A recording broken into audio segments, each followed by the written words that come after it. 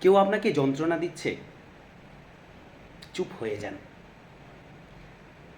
কেউ অনেক ভালোবাসবার পরও প্রাপ্যটা দিচ্ছে না, চুপ হয়ে যান। কোনো মানুষ অনেক অপমান করছে, চুপ হয়ে যান। কেউ ঠকিয়ে গেছে, চুপ হয়ে যান। কেউ আপনাকে নিয়ে তুমুল মিথ্যা দোষারোপ করছে, চুপ হয়ে যান। কেউ বিশ্বাসঘাতকতা করছে, চুপ হয়ে যান।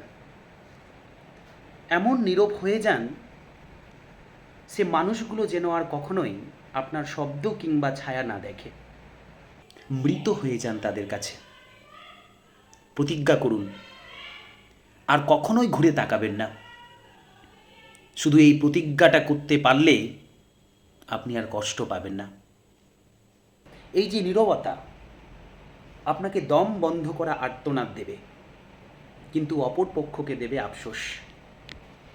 আসলে আমরা হারাবার ভয়ে শব্দ দিয়ে প্রতিবাদ করি, কিন্তু আপনি জানেন কি, যে মানুষগুলো আপনাকে মানুষ বলে মূল্যায়ন করেনি, আপনাকে দম বন্ধ কান্নার অনুভূতি দিয়েছে, তারা আপনার কেউ না। তাই নিজের স্বার্থে বাঁচুন, নিজেকে ভালোবাসুন। আর আপনার একজন সৃষ্টিকর্তা আছেন, সকল দুঃখ কষ্ট চাওয়া পাওয়ার কথা সৃষ্টিকর্তাকে বলুন, তিনি সব কিছুর সমাধান করে দেবেন। ভালো থাকুন।